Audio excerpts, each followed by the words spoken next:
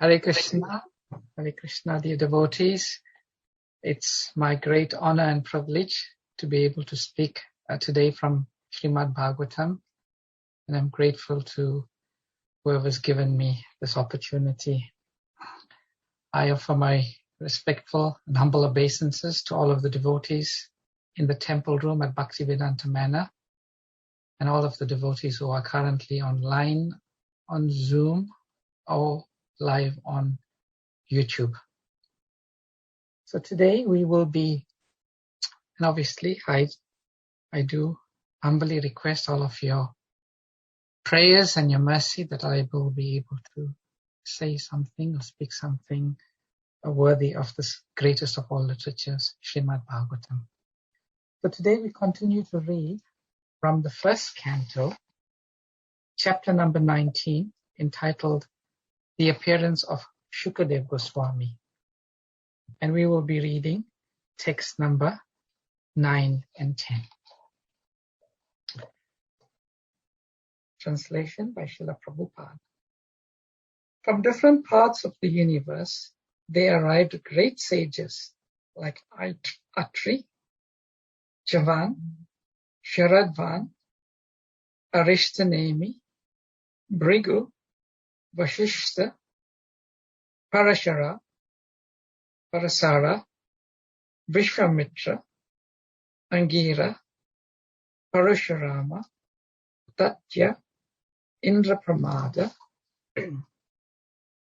Vidvamaho, Medatiti, Devala, Arshtisena, Bharadvaja, Gotama, Pipaladha, Maitreya, Orva, Kavasa, Kumbhayoni, Vaipanya, and the great personality, Narada.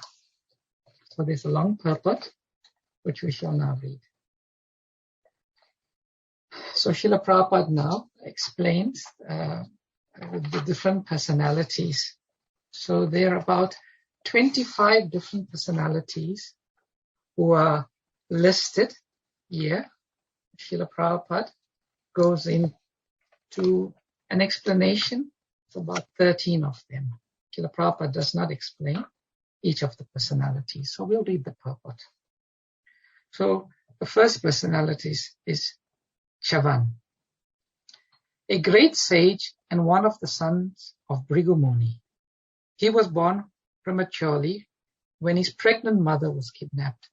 Chavan is one of the 6 sons of his father. Bhrigu. When Brahmaji was performing a great sacrifice on behalf of Varuna, Maharishi Bhrigu was born from the sacrificial fire. He was a great sage, and his very dear wife was Puloma. He could travel in space like Durvasa, Narada, and others, and he used to visit all the planets of the universe. Before the battle of Kurukshetra, he tried to stop the battle. Sometimes he instructed Bharadvaj Muni about astronomical evolution, and he is the author of the great Bhrigu Samhita, the great astrological calculation. He explained how air, fire, water, and earth are generated from ether. He explained how the air in the stomach works and regulates the intestines. As a great philosopher, he logically established the eternity of the living entity, Mahabharata. He was also a great anthropologist, and the theory of evolution was long ago explained by him. He was a scientific propounder of the 4 divisions and orders of human society, known as the Varnashrama institution. He converted the Kshatriya king Vitha Avya into a Brahmana. Vashishta, see Srimad Bhagavatam 196. So 196 is, the 9th chapter is the passing away of grandfather Bhishma in front of Lord Krishna. And in that verse, there's a long list of sages who also gathered. to be there at the passing away of Bhishma. So Srila Prabhupada is not repeating what is mentioned previously in that verse, in the purport to that verse. Parashara. He is the grandson of Vasishtha Muni and father of Vyasadeva. He is the son of Maharishi Shakti, and his mother's name was Arishyati. He was in the womb of his mother when she was only 12 years old. And from within the womb of his mother he learned the Vedas. His father was killed by a demon, Kalma Shapkhada. And to avenge this, he wanted to annihilate the whole world.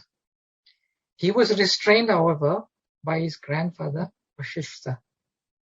He then performed a Rakshasa killing yagya. But Maharishi Pulasthya restrained him.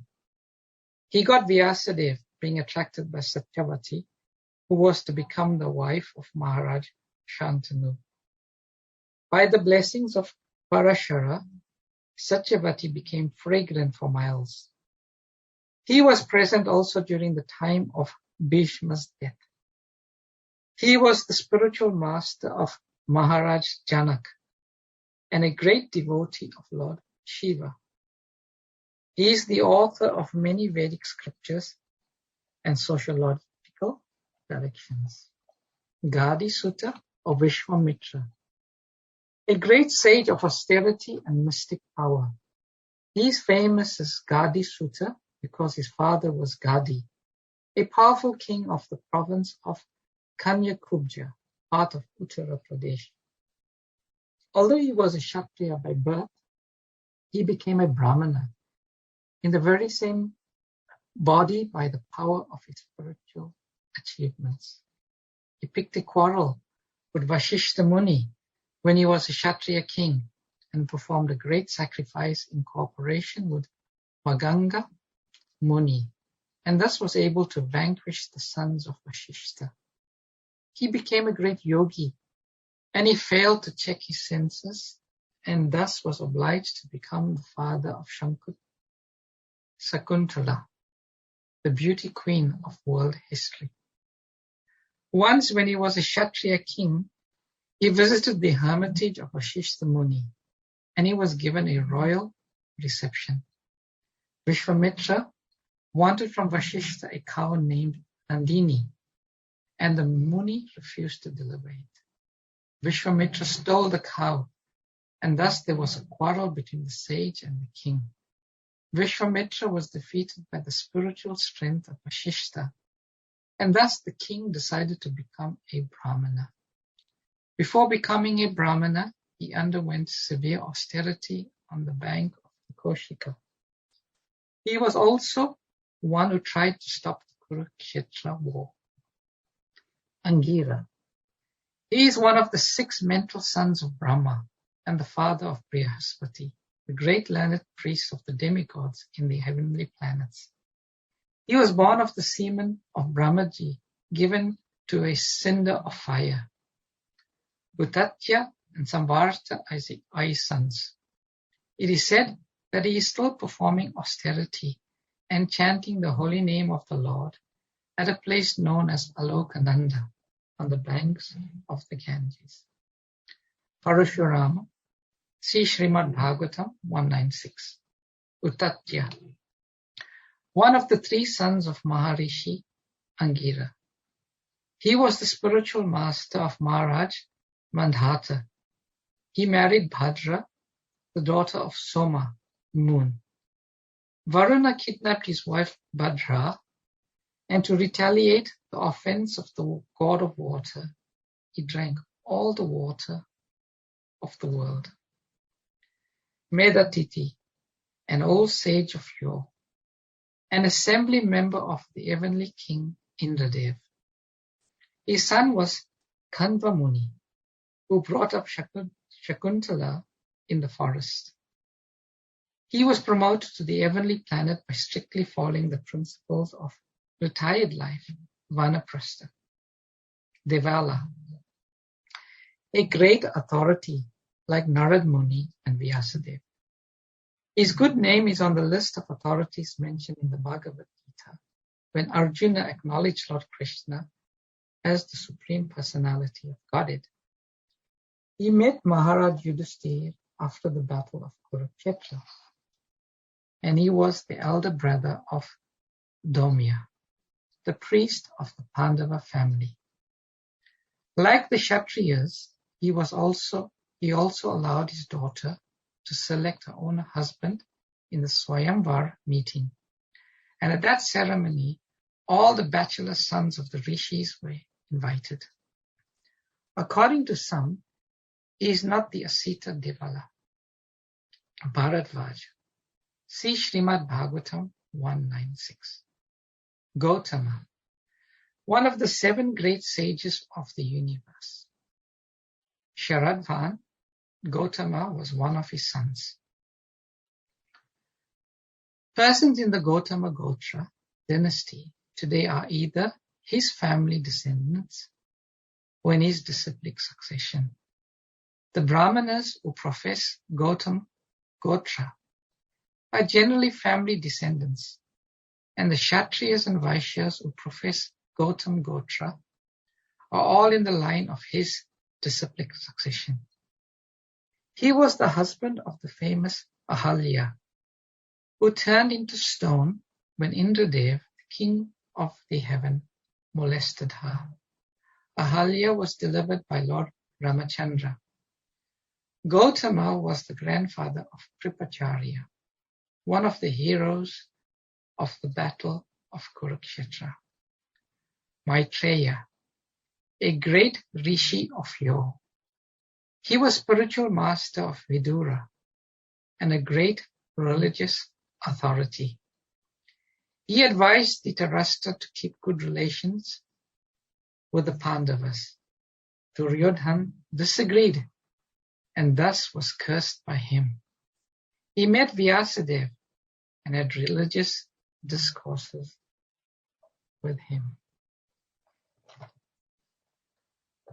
Om Jnana Timirandasya Gyananjana Shalakaya Chakshurunmalitam Jena Tasmai Shri Gurave Namaha Sri Chaitanya Manobhistam Stapitam Jena Bhutale Swayam Rupa Kadamayam Dadati Svapadantikam Vandeham Shri Guru Shri Yata Padakamalam Shri Gurun Vaishnavamscha Shri Rupam Sagrajatam Sagana Raghunatam Vitam Tam Sativam Sadvetam Savadutam Parijana Sahitam Krishna Chaitam Devam Shri Radha Krishna Padan Sahagana Lalita Shri Vishakam Vitamscha He Krishna Karuna Sindhu Dina Bandhu Jagatpate Gopisha Gopika Kanta Radha Kanta Namastate Tapta Kanjana Gourangi Radhe Vrindavateshwari Vrishabhanu Sutidevi Pranamami Hari Priye Vanchakalpa Turubhyascha Kripa Sindhu Bhyevacha Patitanam Bhavanebhyo Vaishnavebhyo Namo Namaha Jai Shri Krishna Chaitanya Prabhu Nityananda Shri Advaita Gadadara Srivasari Gaura Bhaktivinoda Hare Krishna Krishna Krishna Hare Hare Hare Rama Rama Rama Hare Hare Namo Vishnupadaya Krishna Prasthaya Bhutale Srimate Bhaktivedanta Swamin Niti Namine Namaste Saraswati Deve Gauravani Prachadine Nirvishesha Sunyavadi Ashtacha Vishatadine Srila Prabhupada Ki Jai. So this is a wonderful verse. It lists down the names of many great and famous sages and rishis. When I was reading this verse last night and going through all of the verses, I was remembering a story that my Guru Maharaj Giriraj Swami once told. He said in 1969, in the temple in Boston, America, the temple was once attacked by some hooligans. They broke the windows with sticks. They came in with chains. They broke different parts of the temple, and they attacked the devotees. Fortunately, the devotees called the police, and the police came, and obviously the hooligans tried to run away, but a few of them were arrested. And then the case was taken to court. And when it was taken to court, different devotees were called to testify. And one of the devotees who was in the temple at the time was Nanda Kishore Das. And Nanda Kishore Das was a very simple, humble, meek, and timid devotee. So he was called up to the stand by the judge to testify. And the lawyer who was representing the hooligans, he was very, very aggressive. And saying that Nanda Kishore Das was a bit timid, he was trying to intimidate him. So his first question to Nanda Kishore was, who was in the temple when it was so-called attacked by the hooligans? So Nanda Kishore thought for a while. He said, well, there was Satsvarup, then there was Murari, then there was Madan Mohan. And in this way, he started to list all the names of the different devotees. And as he was listing the names, he started to gain spiritual strength. And then this aggressive lawyer attacked again. His whole strategy was to discredit the devotees and make it seem like the devotees were fanatics, they were a cult, and they were worshipping. He said, you worship Krishna. He's a Hindu god of love and practices infidelity. And Nanda Kishore Prabhu, having recited all of these devotees' names, who obviously are names of Krishna, he was feeling a bit stronger. And he said, my Lord, can I quote my authority?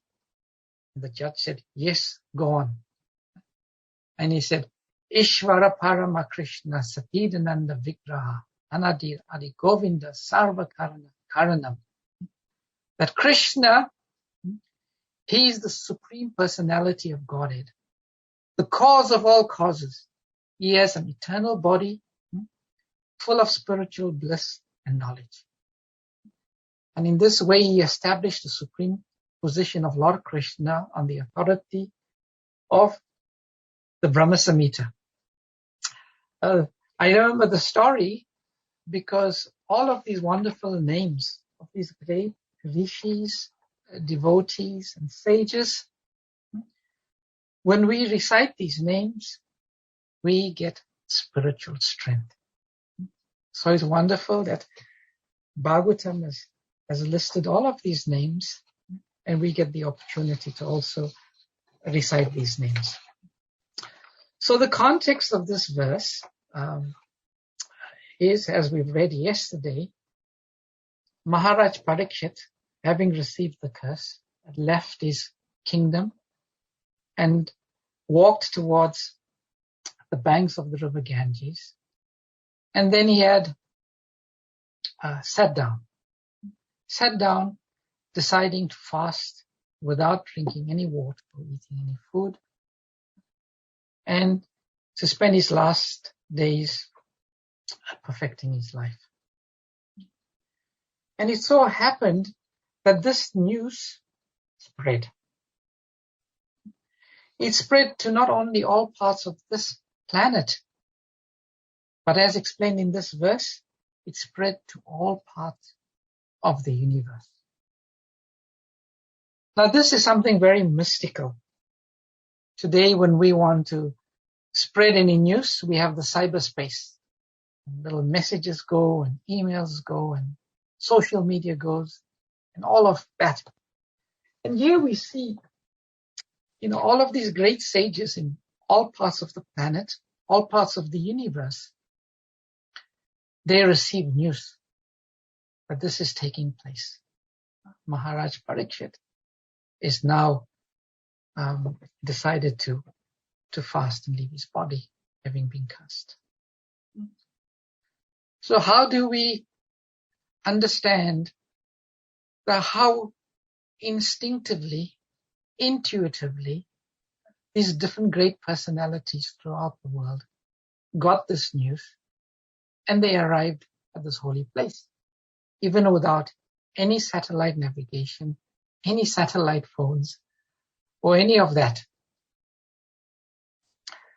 The word is, interesting word when we speak about that is instinctively. So, what do we understand by this word instinctively? Grace Govinda Dasi, a very intimate and confidential servitor of Srila Prabhupada, in one video, you can see this on YouTube, she recites a very nice pastime with Srila Prabhupada, where Srila Prabhupada gave focus on this word instinct. So Govinda Dasi recites in this video that Srila Prabhupada was in Hawaii, and every day Srila Prabhupada would go for his walk on the beach. And one day they would take the walk, on the beach there were these little white crabs. And as the devotees would walk toward the beach, you would observe these crabs would scurry across sideways on the seashore and jump into their hole. And Srila Prabhupada was observing this. And actually for days upon days, Srila Prabhupada went on speaking about these white crabs. But not only about the white crabs, but something very specific about the white crabs. And Prabhupada was saying, how is it that these crabs, they just run across and go into the hole to avert danger? And Prabhupada said, these scientists, they use the word instinct. But if we look at the Vedic literatures, there is no such word as instinct.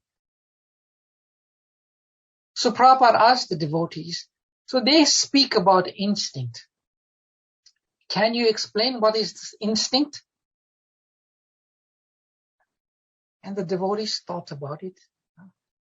And if you go into the dictionary, there's a very interesting definition of instinct. Instinct, it says, an inborn impulse or motivation to action typically performed in response to specific external stimuli.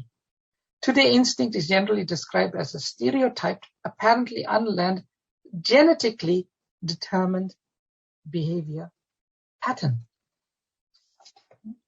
But if you really analyze in detail, what is this word instinct? Actually, we will see it's got no meaning. It's got no meaning. It's just a word. And Prabhupada said they use this word just to cover up that there is a God, just to cover up that there is a super soul, just to cover up that there is past experience. And Srila Prabhupada, when he was drilling home this point, he looked at Govinda Dasi one day in the temple. And he said, you can see the privy. Prabhupada used the word privy for bathroom. And he said, say suppose you come into this house after 20 years. You walk into this house, immediately you will know where the privy is. Why is that? It's because of past experience. It's because of past experience. The baby knows how instinctively, from past experience, to suck on the nipple of its mother. The bird knows how to fly from past experience. And Prabhupada says, more importantly, the living entities are being guided also by the super soul.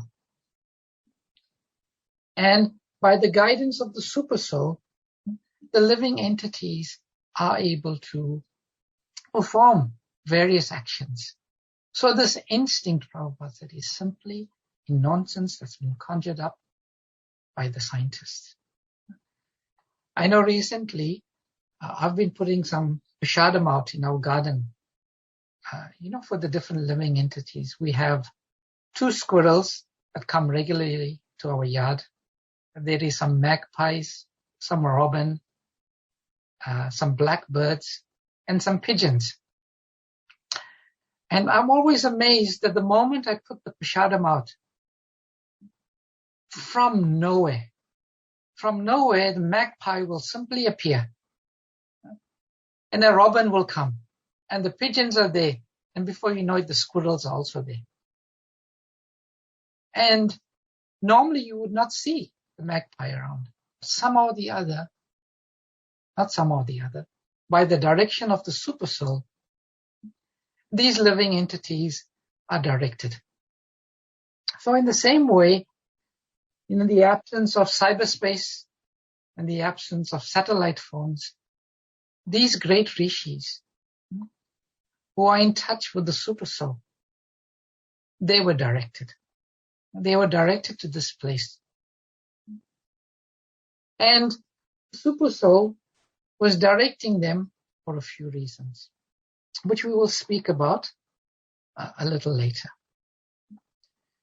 So all of these great sages and saints, they arrived in this place called Shukratal. It's interesting, this very place where Shukadev Goswami spoke to Maharaj Parikshit, this is a place that one can visit. It's a village called Shukratal, and it's about halfway between Delhi and Haridwar along the route of the river Ganges. And it is said in terms of specific locations, there is a city by the name of Muzaffarnagar. And half an hour east of this city called Muzaffarnagar, one can go and one can find this place called Shukratal. And there, when you go to Shukratal, you can see there's a place called Suktirt, which is the place of the ashram of Shukadev Goswami. And there's also a tree which is 5,100 years old, called the Akshay Vriksha tree, which one can visit. When I first read about this place, Shukratal, I've developed a desire to want to go there. So hopefully, by the mercy of the Lord and Guru and Gauranga, we can go there. Maybe one day we can all plan a trip and go together to this wonderful holy place of Shukratal. So here we see these great sages, these great personalities. They are described in the previous verse as Anubhavaha, great minds, as Munaya, thinkers. And Bhagavatam describes it that these personalities are walking places of pilgrimage. So all of these great personalities, together with their disciples, they arrived at this place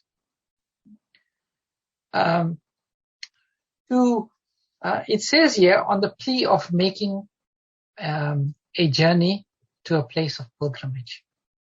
But Srila Prabhupada says no. these sages, they are already walking places of pilgrimage. So they did not go there for pilgrimage, but they went there for some other reasons. One of the reasons given in the previous purport, Srila Prabhupada says, they went to purify that place. It says the holy places, Prabhupada says, are inhabited or visited by many people who deposit their sins there. And when the holy people go, they also remove the sins. Recently, I was having an experience of a devotee who is about to leave a body. And one devotee, a sannyasi, went to instruct this devotee and a family. And one of the first things they said is that one should leave one's body in a very pure and clean place. So the sannyasi instructed the devotees to take out all of the clutter and clean everywhere with cow dung and cow urine. And when that place is so clean, it creates a very nice atmosphere. So Maharaj Parikshit sat down. And one of the reasons, is the Lord directed these sages. Immediately the whole place became completely sanctified by these sages being there. Another reason, two reasons given why the sages arrived. One reason is to give Maharaj Parikshit their association. And the other reason is to take his association. So the Lord is very merciful to his pure devotees. When pure devotees are about to leave, the Lord will make wonderful arrangements for such devotees to get the association of other devotees. And we all know that the purpose of the human form of life is to be able to remember the Supreme Personality of Godhead at the time of death. And there are no better ways to remember the Supreme Personality of Godhead than being in a sangha, a satsanga of great devotees, great personalities. So these great personalities, wanting to be merciful to Maharaj Parikshit, being guided internally by the Super Soul, by the Lord, they arrived.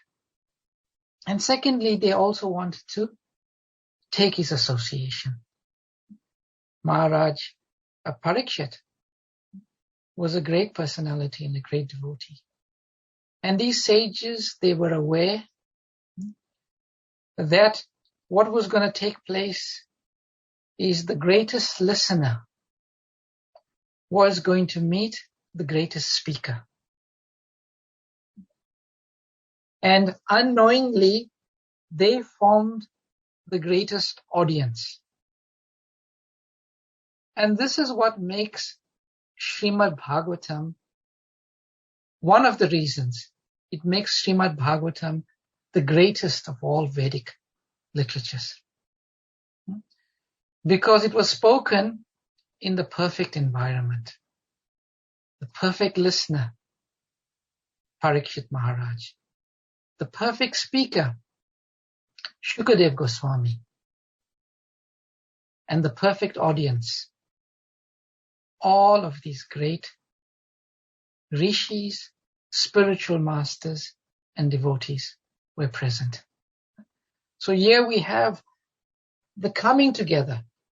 And simply if one wants to analyze what is the greatest literature, simply on these, leaving aside all of the other great aspects of Srimad Bhagavatam, simply on the basis of these three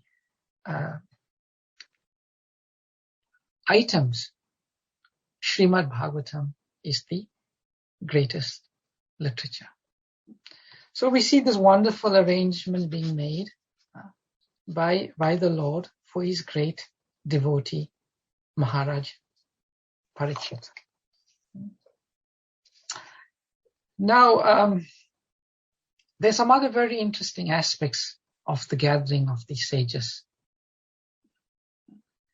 So we will read in subsequent verses that all of them arrived. And when they arrived, the first thing that they did was they sat down. Maharaj Parikshit was sat, waiting to be instructed. There was a seat that was available for the speaker. And all of these great personalities mentioned here, they sat down. Now it's very interesting, and I would like to recite one story I heard from His Holiness Radhanath Swami Maharaj, which gives some insight into the consciousness of these great personalities and why it is deemed that they were such a great audience. So Radhanath Swami Maharaj, he recites an example from his own experiences in life. Those of us who have read the wonderful book of Maharaj, The Journey Home, we know that Maharaj speaks about how in 1970 he traveled from Europe across Afghanistan, Turkey, Pakistan, and then finally he arrived in India. And when he arrived in India, it so happened that one of the first places he landed up was in Delhi, Old Delhi. And when he landed up in Delhi, there was an international conference that was taking place. And this was entitled the International Conference of Yoga. And in attendance at this conference was all of the renowned, great yogis, spiritual masters, rishis at that time. And it was in a very, very big venue. And in this venue, there were different rooms. And this was a conference for 7 days. So every day, there would be different speakers in different rooms. And Maharaj was saying that how every day he was going to a different room to hear a different teacher speak. And as we would know from our experiences, that each of these teachers, they have their own philosophy, their own interpretation of what is the highest path, their own interpretation of what the scriptures are saying as the highest path. So Maharaj was going every day to different rooms and he was hearing from these different speakers. And every time he would hear, he would become more and more confused because they were apparently speaking from the same source, but they were giving different conclusions. Anyway, this went on for 6 days. And on the last day, they had everyone come together in one hall. And the convener of the conference, Maharaj gives his name, but I can't remember it now. Anyway, he was a Westerner. And he had made this wonderful arrangement of this International Conference of Yoga and invited all of these great personalities. So he went on stage and he said that today, on the final day, we are going to get 40 of these great thinkers, these great sages, these great spiritual masters to speak. But there's only one problem. This big hall is already been pre-booked. So we've only got 2.5 hours to conduct our different speeches before the next people who are booked are coming on. So he said, please, I request all of the speakers to not speak more than 3 minutes. This is my humble request. If you not speak more than 3 minutes, then everyone can get an opportunity. So he called the first speaker to speak. And he spoke for 10 minutes.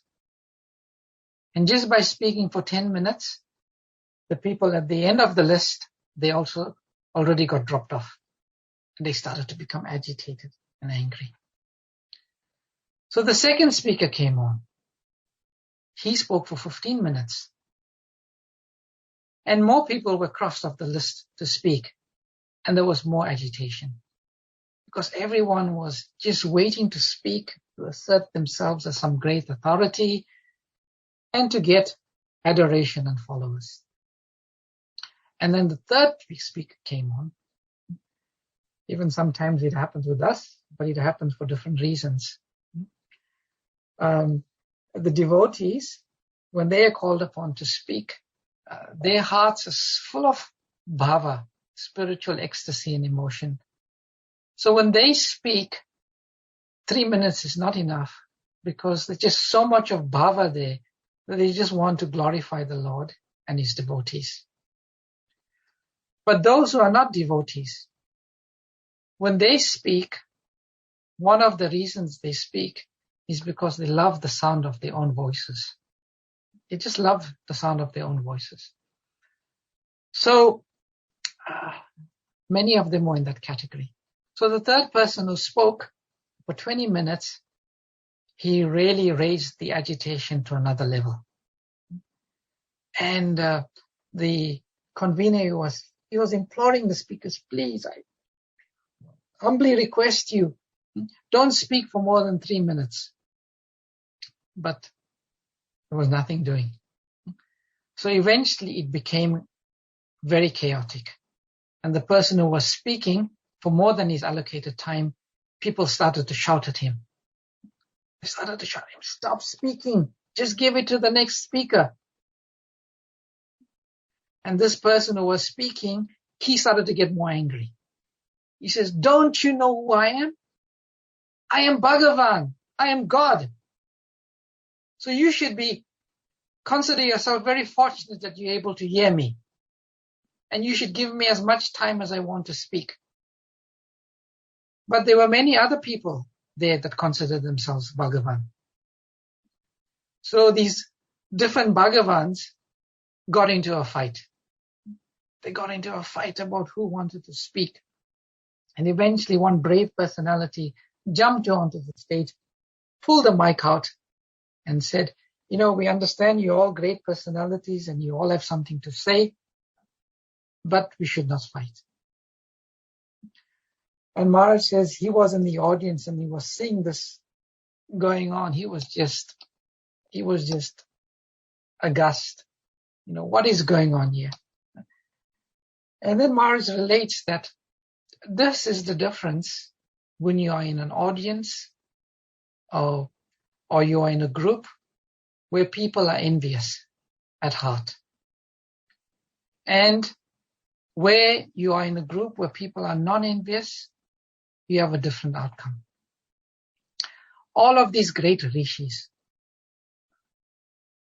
they sat down because they had no envy in their heart.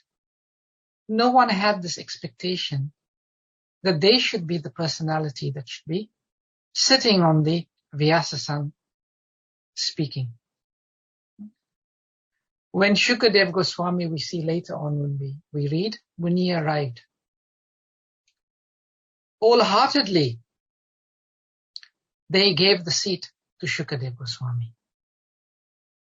No one was thinking, I should be the one that's sitting there instructing Maharaj Parikshit. All of them were there in the consciousness that they simply wanted to hear.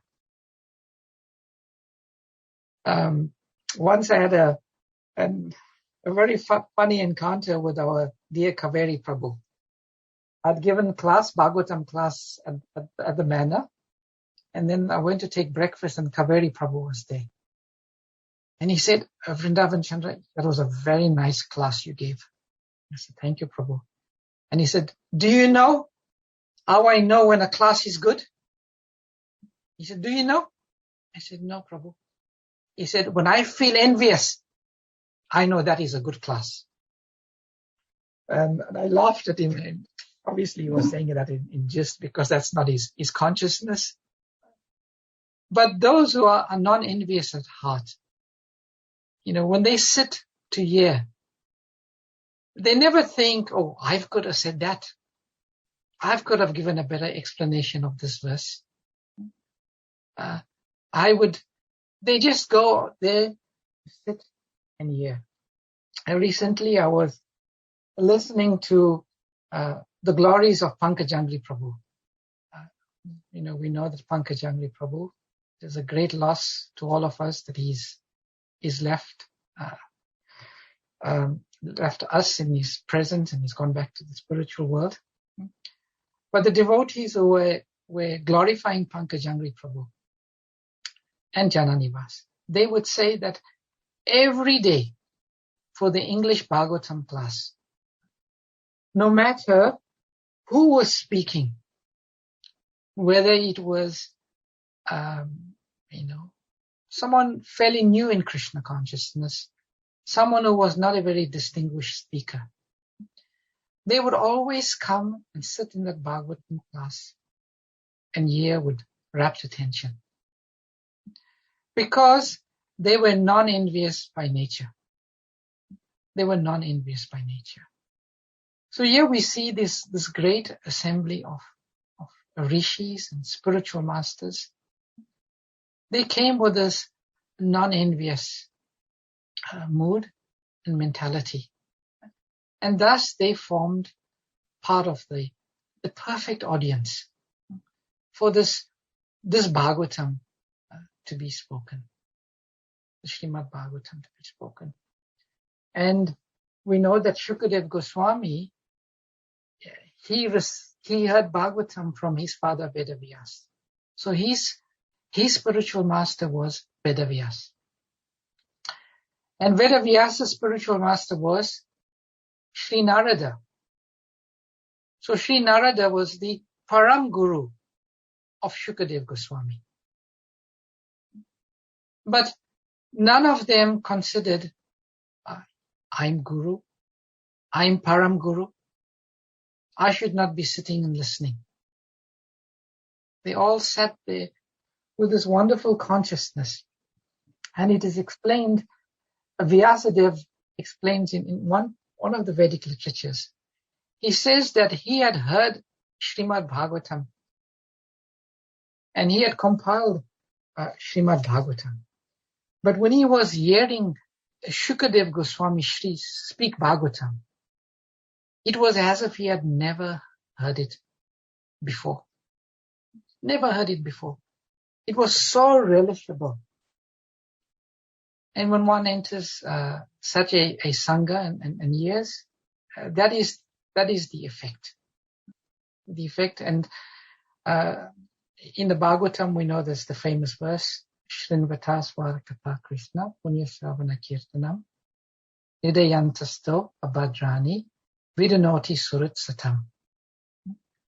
That when the Lord notices a living entity or someone who has this eagerness to hear his message in this pure consciousness, it becomes very, very pleased. He becomes very pleased, and he personally enters the heart of such a devotee and cleanses the heart of such a devotee of anything unwanted that may be there.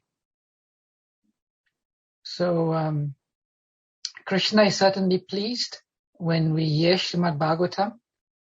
Sometimes we hear Bhagavatam classes going on and we think, oh, it's too far. Manna is half an hour away. Manna is 15 minutes away.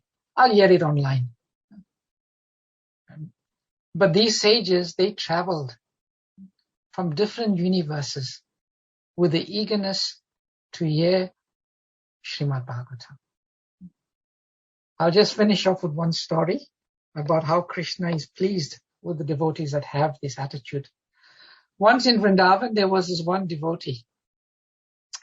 He was hearing Krishna Katha. And he was just relishing Krishna Katha. And whenever there was Krishna Katha, he would always be there to hear and relish. And his mood pleased Krishna very much. So one day, there he was in a Katha, hearing, relishing, when he sees someone tap his shoulder. He feels someone tapping his shoulder. So he turns around and he looks. And lo and behold, who's tapping his shoulder? It's Lord Krishna himself. And Krishna tells his devotee, you know what, I'm just so pleased with you. I'm just so happy with you. You have this thirst, this eagerness, this hunger to hear my message. I want to give you a benediction. Please, you just tell me whatever benediction you want, I'll grant it to you. And the devotee looks at Krishna and he says, well, that's wonderful of you, my Lord. But can we discuss this a bit later? You know, this katha is so nice. I want to hear this, and then later we can talk about what you want to give me.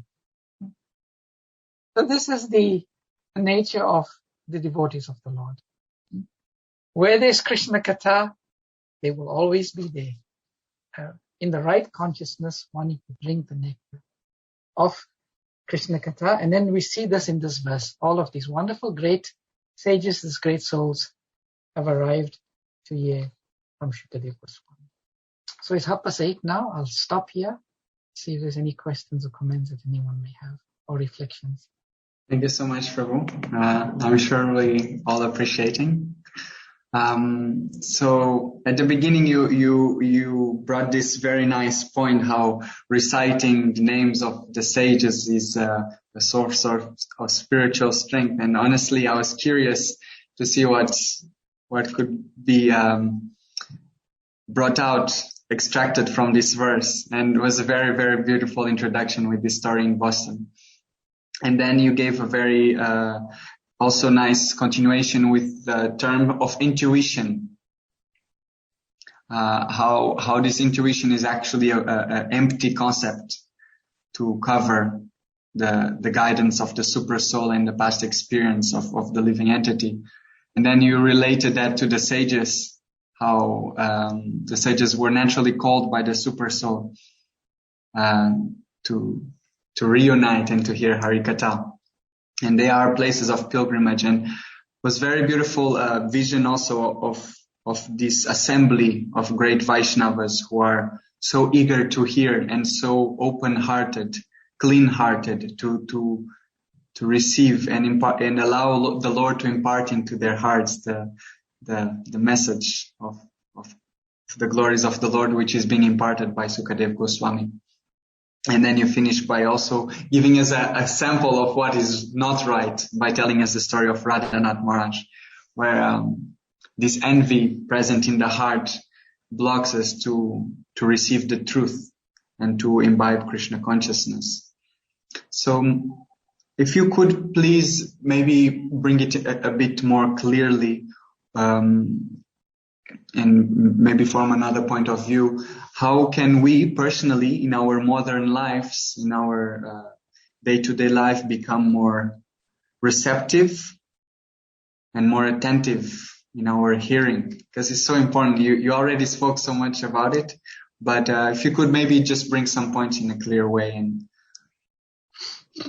there's no questions for the moment, so that would be a few more minutes to understand. Yes. How can we develop it?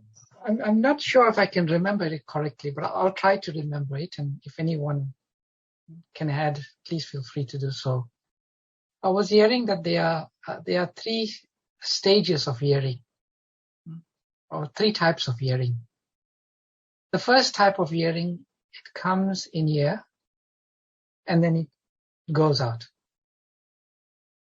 So there's no assimilation. It's simply, the ears are open So it is said that,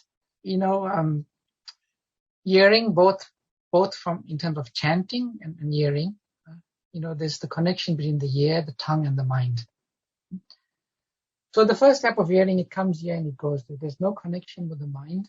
There's no shravanam, remembrance. So the second type of hearing is, it goes in here, it goes into the mind or the heart.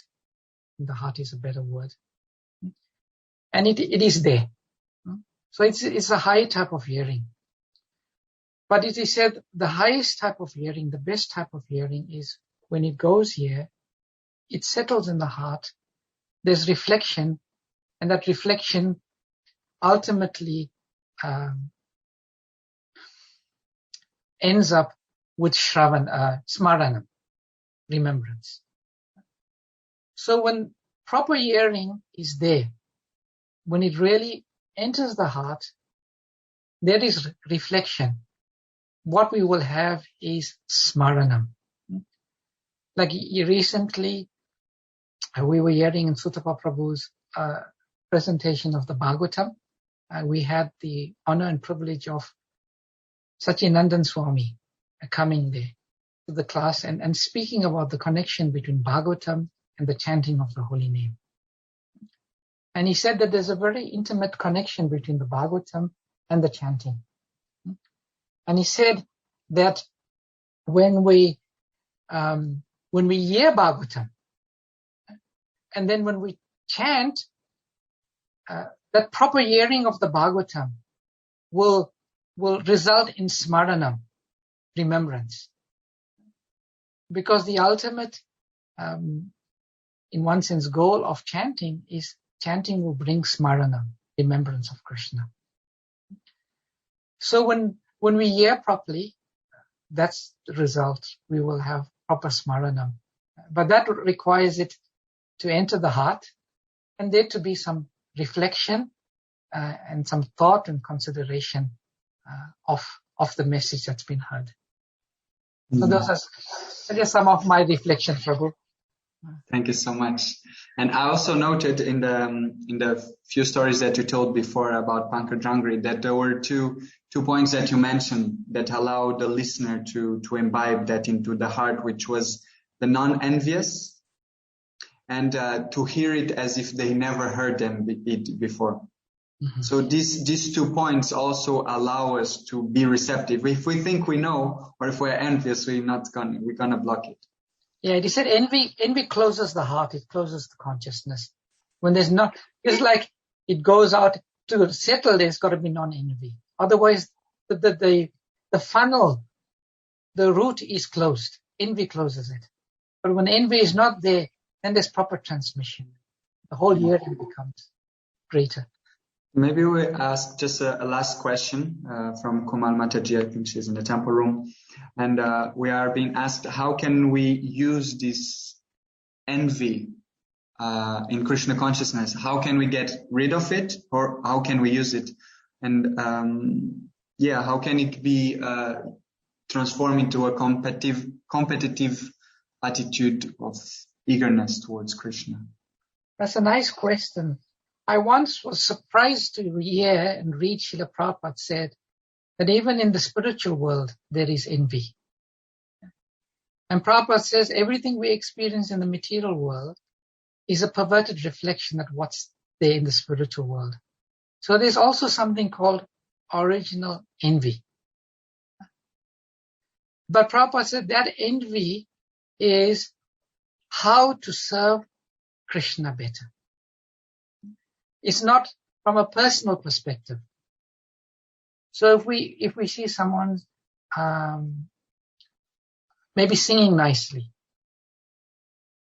and in the material world maybe we feel some envy, we should not feel envy from the perspective of, I want to sing better so I can be acknowledged more than that singer. The envy can only be there if we think, I wish I could sing even nicer so I could give more pleasure to Krishna. So that is one perspective, and please, if anyone, there's some many senior and wonderful devotees are here. If you want to add or correct, please do. That's what I read, and that's what I understood from Srila Prabhupada explaining about envy in the spiritual world. Thank you so much, Vrindavan Prabhu. We are coming to time. It's 8:39, so we're gonna end up here.